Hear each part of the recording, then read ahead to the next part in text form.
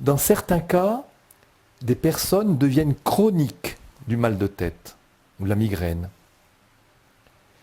C'est pour ça qu'il faut faire très attention à ne pas dire la cause n'est pas celle-ci, puisque un tas de gens qui subissent une hypoglycémie n'ont pas de mal de tête. Ça, attention, je m'inscris en faux contre ça. La cause est bien définie. La cause du mal de tête est bien la thyroïde. La preuve simple de mon fils est étonnant. Il mange du miel, il n'a plus mal à la tête. Comment ça se fait? Le miel n'a pas de vertu anti-mal de tête, que je sache. C'est pas le miel. C'est n'importe quoi qui pouvait faire office d'éradication du mal de tête. Du chocolat, quelque chose qui est aimé de la personne, qui est prisé par quelqu'un qui aime quelque chose à manger ou à absorber, eh bien, ça suffit pour remonter le mal de tête. Parfois, des gens absorbent quelque chose et ça fait passer le mal de tête. Donc ça n'est pas connu. Le neurologue, ça ne fait qu'illustrer ce qu'on a dit à propos des neurologues tout à l'heure. Le neurologue, qu'est-ce qu'il peut faire? Il ne sait pas l'origine du mal de tête. Il ne connaît pas. Ne demandons pas à l'impossible à un neurologue. Mais il va donner quand même des cachets, alors c'est quoi ce qu'on... Il va donner des cachets qui vont empiriquement avoir une action sur la thyroïde. Tout agit sur la thyroïde. D'accord. Mais le tyrologue, le neurologue, je fais un lapsus, mais justement, est-ce qu'il ne pourra pas se protéger en disant oui, mais justement, on ne peut pas vérifier que l'action du cachet agit sur la thyroïde et qu'elle n'est pas agi plutôt sur le cerveau. Comment on peut le déterminer? Oui, alors là, ça fait partie, évidemment. Si on objecte ainsi, évidemment, je peux comprendre l'objection, mais il s'agit de faire une synthèse. C'est-à-dire que quand on a montré que la thyroïde est première, quand on a vu que tout est thyroïdien, quand on a démontré que le sommeil, que l'épilepsie, que l'hyperémotivité, que tout ça devient une synthèse générale et qu'on ne peut pas aller contre ça, à ce moment-là, on peut comprendre que... Vous comprenez? Sinon, on va objecter ce que vous dites. Et non, c'est clair que le cerveau n'est pas impliqué du tout dans les maux de tête. C'est une tension intérieure, d'accord, qui donne une migraine. Mais pourquoi, quand j'absorbe quelque chose qui excite ma thyroïde, ça m'enlève le mal de tête? Il faut répondre à ça. Et les neurologues, eux, ils réfutent absolument, ils veulent rien savoir de Ils ne ça. savent pas, et je pense que si je disais ça devant un parterre de médecins, ils rigoleraient. Ah oui, à ce point-là. Certainement, oui. Sauf des gens ouverts, ça existe, il y en a. Mais sinon, on n'aura pas appris, ils rigolent, et on peut me traiter de charlatan. D'accord, oui, ils sont pas d'accord. C'est-à-dire quand même on va dire que là, ce que vous expliquez, on va dire c'est en contradiction avec ce qui est enseigné dans les écoles de médecine. Bien sûr, mais j'ai une habitude, ça dure depuis 40 ans, vous savez, j'ai l'habitude. Non pas que je m'en contente, je regrette beaucoup, mais ça me fait plus rien, que voulez-vous. Je suis détenteur de connaissances, j'en ai des milliers de pages, puisque c'est pas moi, je suis l'héritier d'auteur Jean Gauthier. Il a écrit des milliers de pages. Bon, je fais connaître ce que j'ai reçu. De plus, il m'a sauvé d'un état intellectuel, de déréliction, si vous voulez, de scolarité quasi nulle, de difficultés de caractère, etc. C'est mon témoignage, voilà, je le dis, puis je n'ai pas peur, je m'en moque, je n'ai pas d'amour propre à ce point-là, et je dis que maintenant j'ai cette vocation de faire connaître ces travaux géniaux. Alors, je vais prendre des petites questions, parce qu'il y en a pas mal, après ils vont croire que je les oublie. Alors, voilà, une question pour Monsieur Duchazot. Que recommandez-vous aux gens atteints d'hypothyroïde qui prennent des médicaments habituels à la lévothyroxine? Eh bien, je conseille, alors là, tant pis, on va rentrer dans le détail. Qu'est-ce que je conseille? Alors déjà, bon, moi, je n'ai fait que lire la question parce que la lévothyroxine, je ne sais pas ce que c'est. Vous n'êtes pas impliqué. Voilà. Et qu'est-ce qu'on peut spécifier? Ce que c'est l'hypothyroïde? C'est quoi? L'hypothyroïde, c'est une atténuation de la thyroïde. D'accord. Qu'est-ce que je dis dans les formations que je donne? Je dis des choses évidemment complètement, encore une fois, ça ne change pas, complètement nouvelles par rapport à l'officialité. Il faut bien s'accrocher, on est prêt, on démarre. L'hypothyroïdie telle qu'on l'a définie, notamment dans ce qu'on appelle les thyroïdites d'Hashimoto et l'hypothyroïdie même sans auto-anticorps antithyroïdien, enfin, qui n'est pas forcément Hashimoto, mais qui est quand même une sorte d'atténuation thyroïdienne, je dis, ce n'est pas de l'hypothyroïdie. Attendez, monsieur, vous élevez contre une évidence, mais qu'est-ce que c'est que vous racontez? Ce n'est pas une question de nier l'évidence, c'est une question d'explication qu'il faut donner qu'on ne connaît pas. On appelait hypothyroïdie autrefois les congénitaux. Le cas du docteur Gauthier est patent à ce sujet. Ce sont des gens qui naissent avec une insuffisance radicale de la thyroïde. C'est-à-dire, ce sont des gens dont la thyroïde est insuffisante.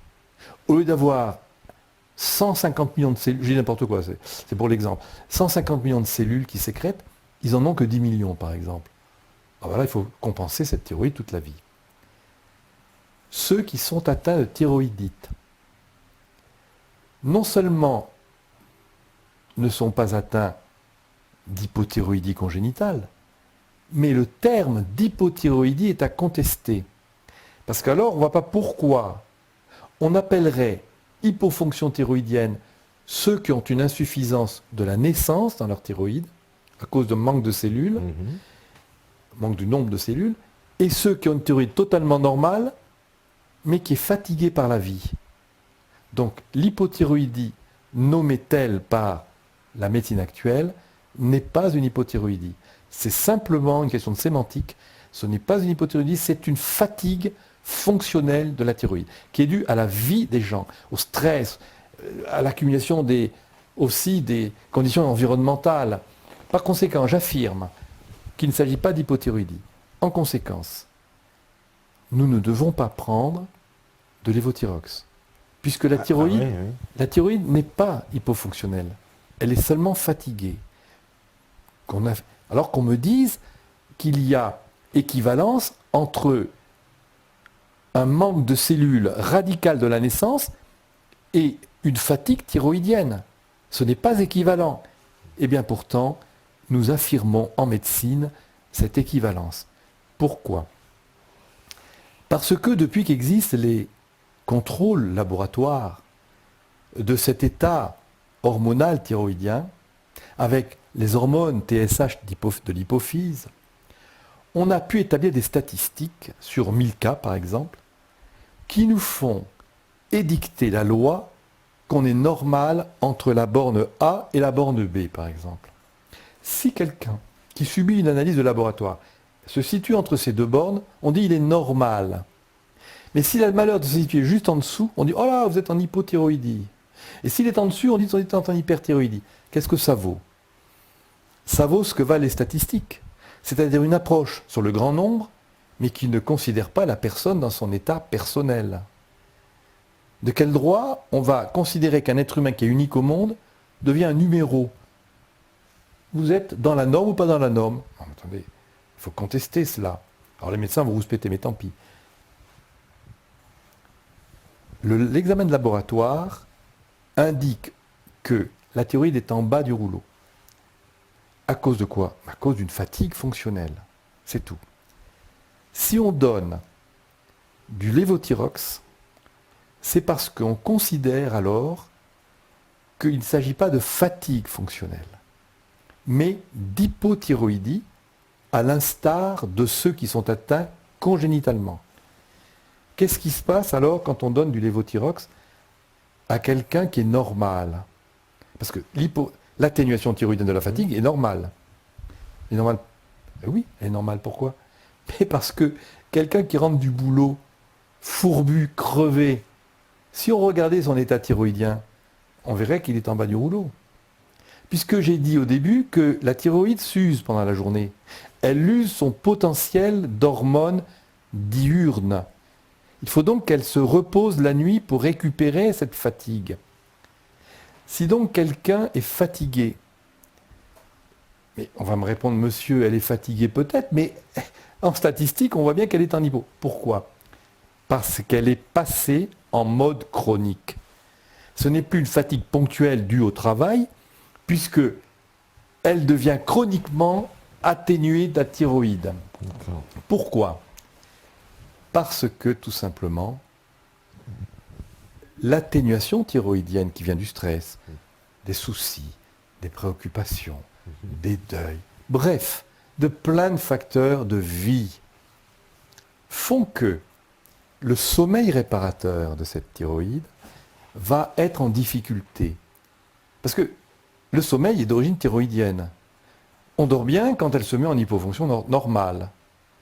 Mais si le sommeil est émaillé de difficultés, de sommeil, on s'endort mal, on se réveille 2 fois, 5 fois par nuit, on va aux toilettes, on ne se rendort pas. Bref, la récupération de cette thyroïde devient problématique par rapport au stress de la vie.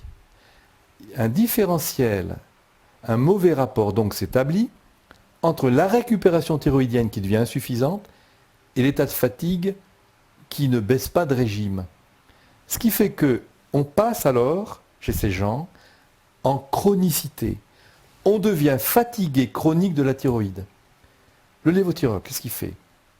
Le lévothyrox, il ne fait que booster la thyroïde, comme un café. Un café est-il nécessaire à votre santé? Non.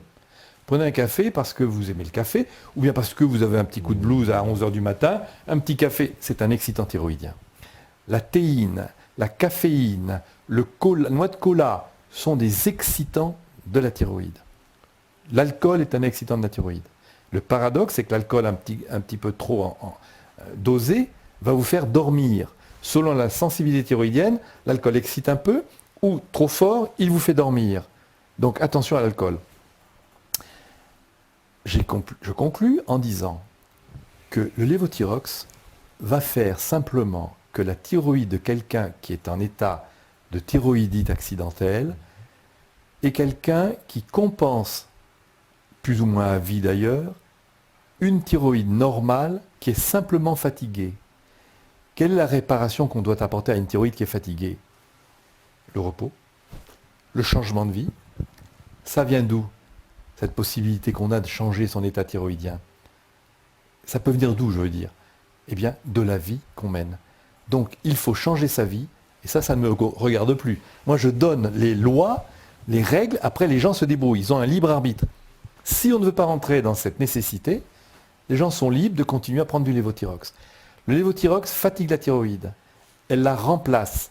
Celle-ci se met en hypofonction, la fatigue ne disparaît pas, et quand j'interroge des gens qui prennent depuis 20 ans du lévothyrox, je leur dis, est-ce que la fatigue a disparu depuis que vous en prenez?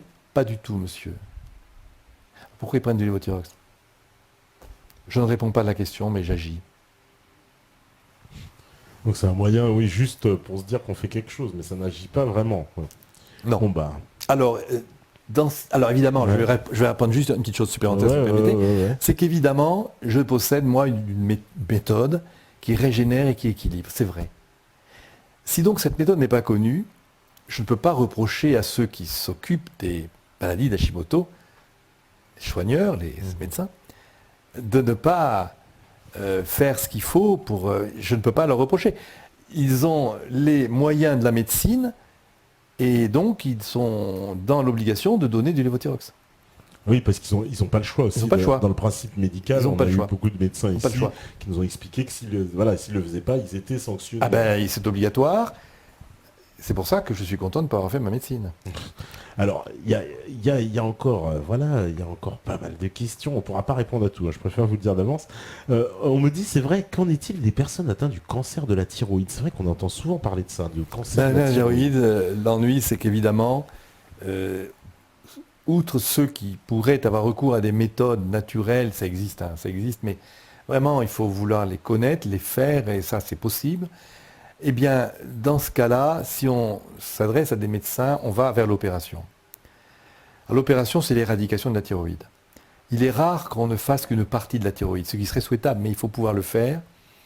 Et dans ce cas-là, on est obligé de donner à vie un substitut de la thyroïde.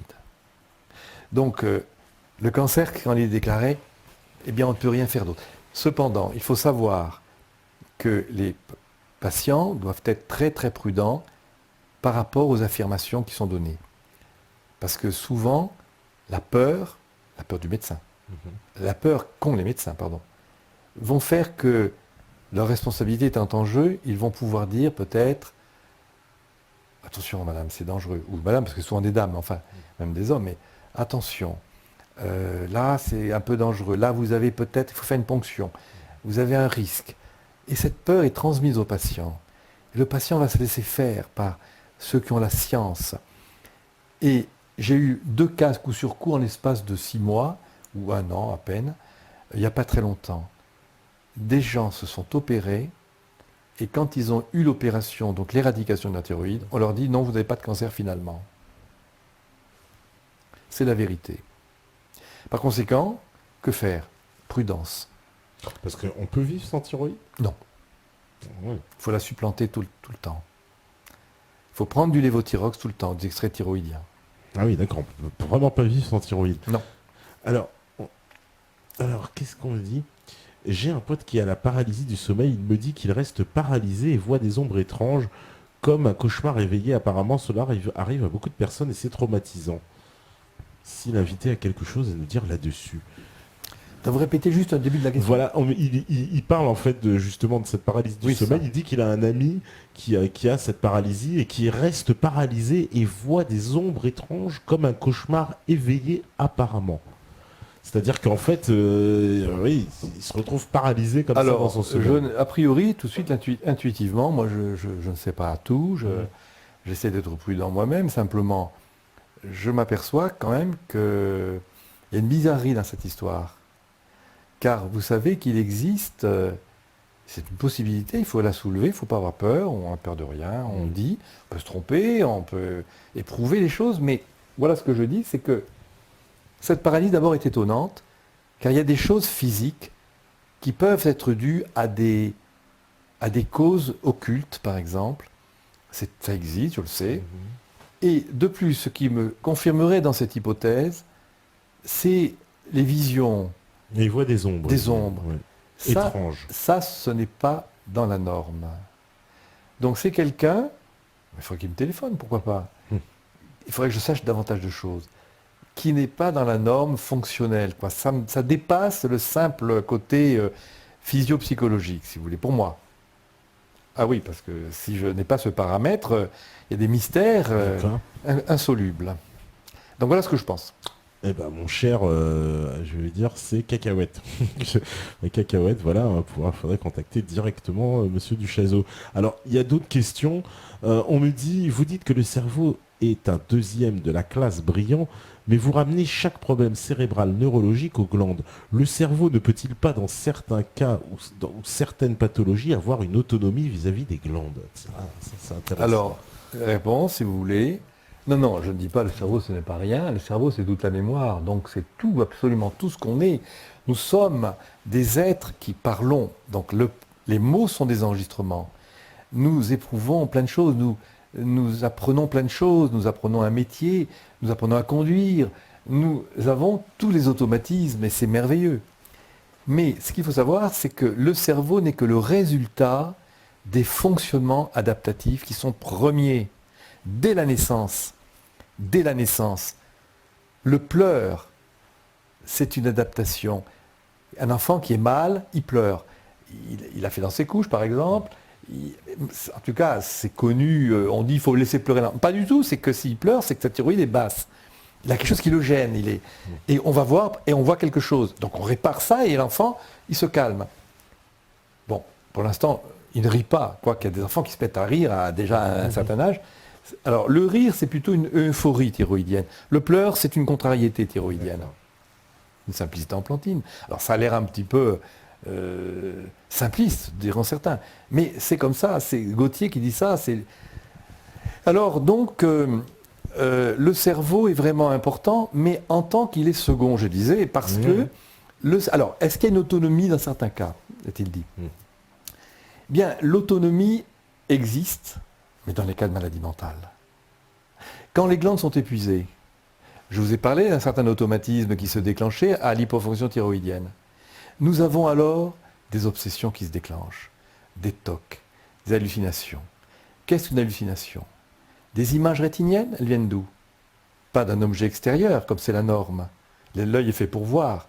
Donc l'œil est fait pour que nous voyions ce qui nous entoure.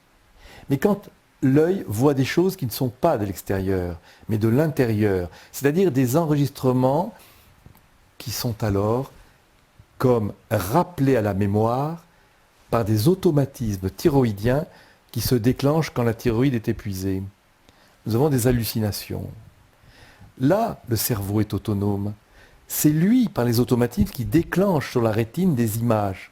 Dans ce cas-là, je suis d'accord. Mais en état normal, adaptatif, le cerveau n'est qu'un vassal, magnifique vassal. Mais quand je parle, qu'est-ce qui me fait allonger les phrases? J'espère que c'est l'intelligence, n'est-ce pas? c'est le fait que j'ai un libre arbitre, que j'essaye de penser à ce que je dis. Mais les mots que je prononce, sont-ce l'intelligence? Non, c'est la pure mémoire. Donc les mots sont des véhicules nécessaires pour me faire comprendre. Mais ils viennent tellement automatiquement que j'ai l'impression que quand on parle plus ou moins aisément, on dit « Ah tiens, il parle bien ». Ce n'est pas une intelligence qui fait qu'on parle bien. L'intelligence, c'est dans la pensée, c'est dans l'idée, c'est dans l'abstraction. Mais les mots, ce sont des automatismes. Donc, l'adaptatif est glandulaire, l'automatisme est cérébral.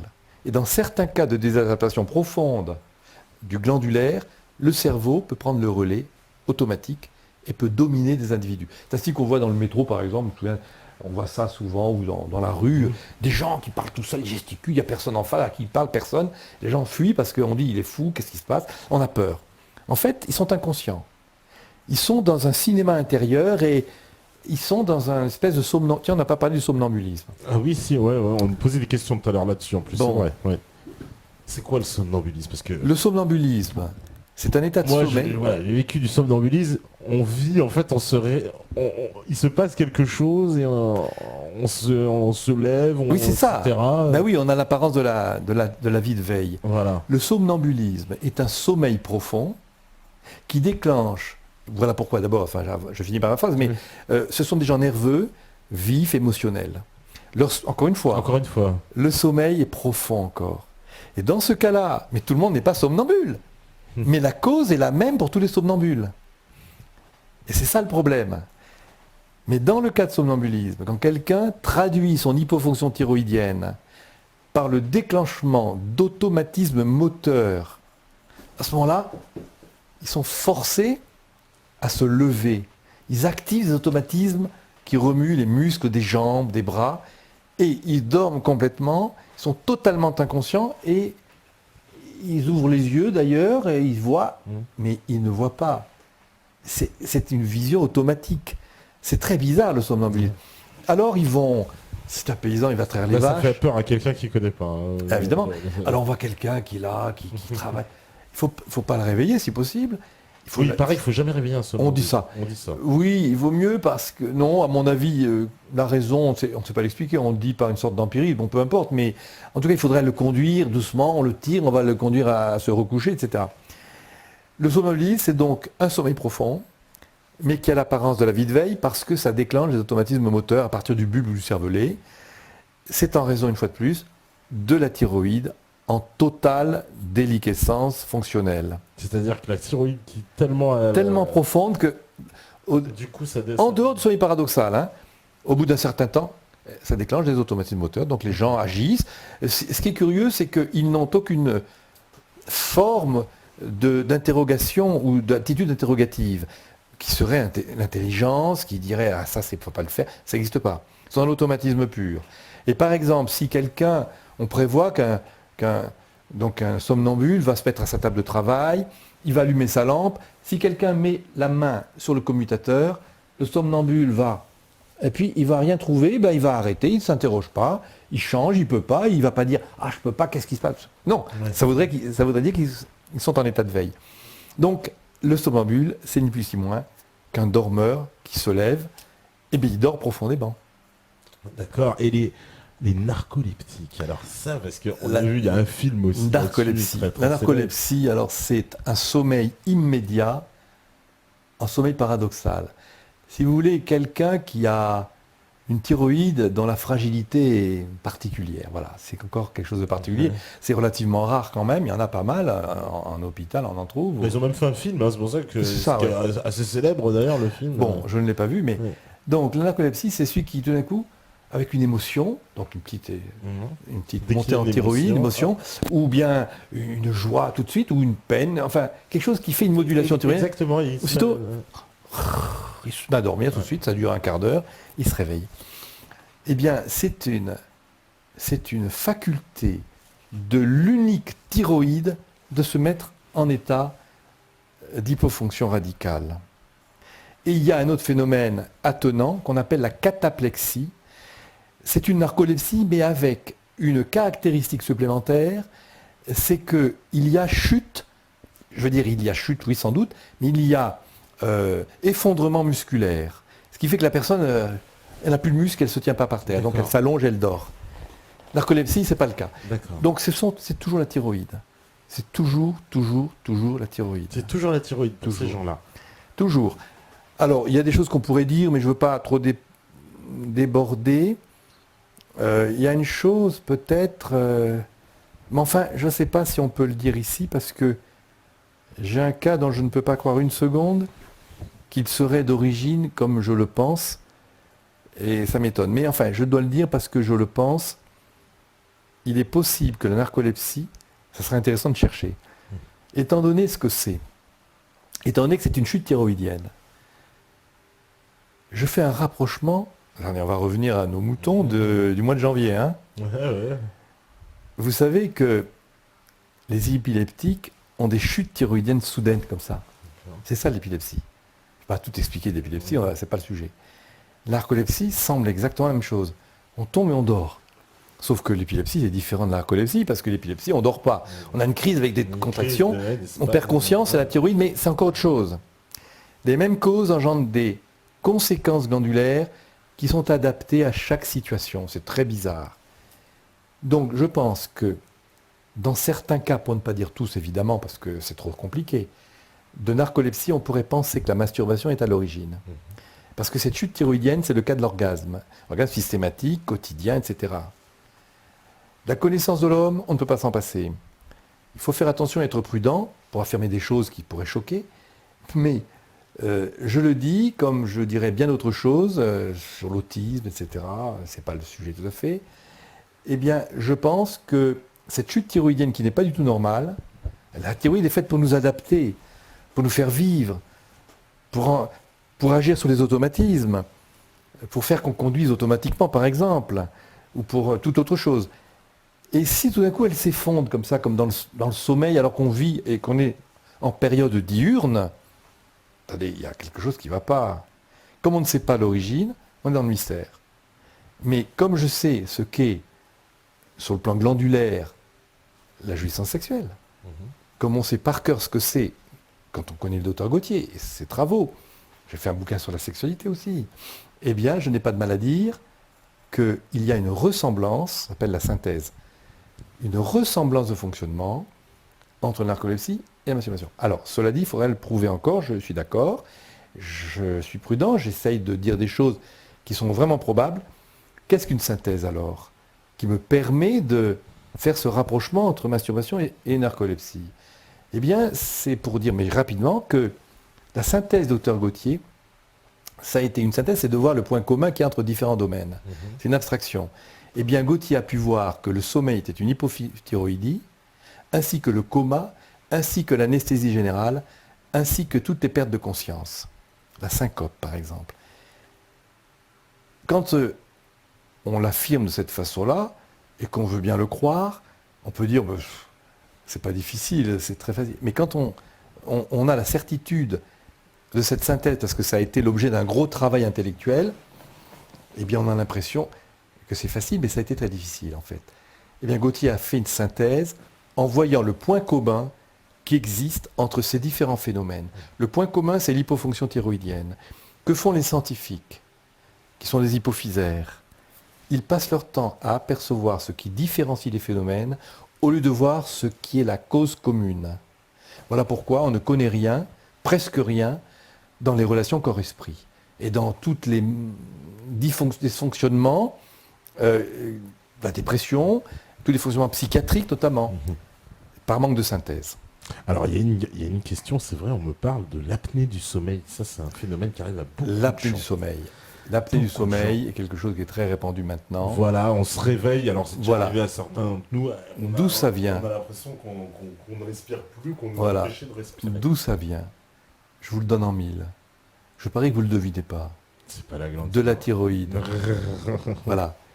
Mais tout est thyroïdien. Pourquoi? Et c'est quoi, c'est un dérèglement? Je vais vous encore dire, tout est thyroïdien. Ne nous étonnons pas, puisque la vie est thyroïdienne. Donc toute manifestation de la vie, surtout quand elle est erronée, c'est toujours la thyroïde. C'est comme ça, j'y peux rien. Alors qu'on me prenne pour un charlot, je m'en fous. Ce qu'il y a, c'est qu'on montre le contraire.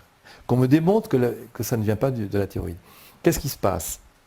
le thyroïde est fatigué. C'est encore le cas de gens qui ont épuisé leur thyroïde plus ou moins. Plus ou moins, bien sûr, attention. On est tous différents. On peut réagir à cette fatigue thyroïdienne d'une façon propre. Personnellement, il m'arrive de faire parfois, rarement, quelques apnées. Je le connais, ma femme s'inquiète un peu parfois, mais je sais que j'en fais très peu, pratiquement pas. Mais il m'arrive de me réveiller. On recommence la respiration, on est en train de la perdre, peut-être qu'on est depuis une minute en état d'apnée. C'est la thyroïde qui est à l'origine. Alors, le ronflement aussi. Le ronflement, c'est le fait que la thyroïde s'effondre et qui fait que les vibrations par lesquelles doit passer l'air quand on respire sont tellement rapprochées, les parois de l'ésophage sont tellement rapprochées, par exemple, ou la trachée artère plutôt, eh bien, que ça fait du bruit. Puis à un moment donné, si ça devient encore plus profond, on arrive à ne plus faire passer l'air. Il peut y avoir des apnées. Ça, c'est les cas d'apnée quand on ronfle. C'est classique, ça peut être une évolution du ronflement. Cependant, il y a des gens qui ronflent sans être particulièrement fatigués. C'est une forme habituelle de leur mode adaptatif. Quand ils dorment profondément. Ils dorment très fort. Donc ils ronflent toutes les nuits. Mais il y en a d'autres, dont d'ailleurs je fais partie, qui ne ronflent que lorsqu'ils sont très fatigués. En dehors de ça, ils ne ronflent pas. Donc, encore un rapport démontré entre ronflement et thyroïde. Quant à l'apnée, c'est quasiment la même chose. Sauf que nous pouvons avoir des apnées sans ronfler. Il y a des gens qui sont très très fatigués, toujours c'est la cause première et fondamentale. Au plus en milieu de nuit, ils s'arrêtent de respirer. Parce que les automatismes ne sont plus même pas activés par le peu de thyroïde qui dort, qui entretient le mécanisme. Alors, on voit même plus les automatismes. Donc, non, même pas. Voilà. Et on ne respire plus. Alors attendez, c'est un peu ennuyeux parce que d'abord ça fatigue beaucoup la thyroïde. Nous avons un sommeil très mauvais, ce qui engendre le jour ce qu'on appelle des somnolences diurnes. On récupère le jour le manque de sommeil de la nuit. Et pour éviter ça, on a un appareil qu'on appelle la pression positive. On est harnaché avec un appareil qui envoie de l'air et qui empêche d'avoir des apnées. Du coup, le sommeil s'améliore et les somnolences diurnes disparaissent. L'apnée est d'origine thyroïdienne. J'ai voulu faire un appareil contre les apnées il y a une quinzaine d'années. Je m'étais amusé à faire ça. J'avais demandé il y a un médecin qui m'avait soutenu. J'avais été faire l'expérience de cet appareil dans sa clinique, etc. Peu importe. Et bon, on a abandonné, surtout quand j'ai vu que des Allemands avaient inventé la même chose. D'accord. Absolument. Comme ça, c'était une bonne idée alors. Alors, qu'est-ce qu'on me dit? Parce que, ah oui, effectivement, l'heure avance. Alors, on me dit, justement, peut-on vivre sans thyroïde? Visiblement non. Ça, non, on ne peut pas vivre sans thyroïde. On est obligé de la supplanter à vie. Et on me dit justement qu'il y a quelqu'un qui s'est fait enlever sa thyroïde et qu'aujourd'hui, il doit prendre des médicaments à vie. Oui, c'est ça que je viens de dire. Ouais, c'est obligé de supplanter la thyroïde. On ne peut pas vivre. Pourquoi? La glande de la vie, la glande de l'oxydation cellulaire, la glande de l'oxygénation et de la respiration cellulaire. S'il n'y a plus de thyroïde, on meurt en 3 mois. C'était le cas de personnes au 19e siècle à qui on enlevait la thyroïde parce qu'ils avaient des goitres. Connaissance de l'homme. Connaissance de l'homme. Et ces gens... C'est quoi des goitres, pardon? Le goitre, c'est une grosseur thyroïdienne. D'accord. On leur enlevait la thyroïde, on croyait avoir bien fait. Ces gens mouraient en quelques mois et avaient une vie totalement végétative. Ils mouraient d'inanition. Ils perdaient tout, la mémoire, l'adaptation, même la vision. Ils ne mangeaient plus, ils s'éteignaient. Et donc on leur a enlevé ça. Oui, la thyroïde. Ils s'éteignaient. Maintenant, ça n'existe plus puisqu'on compense par des extraits. Donc aujourd'hui, on saurait... Aujourd'hui, on ne peut plus mourir. On ne peut plus mourir pour ça. Mais à l'époque, on ne comprenait pas, on ne supplantait pas la thyroïde, on mourait. D'accord. C'est pas très joyeux. C'était Théodore Kocher, qui était un prix Nobel 1906, qui a opéré des milliers de gens de la thyroïde. D'accord. Au XIXe siècle. Donc avant, on opérait les gens de la thyroïde, on leur enlevait la thyroïde. Oui, tout à fait. D'accord. Ce qui était une erreur fondamentale. Fondamentale.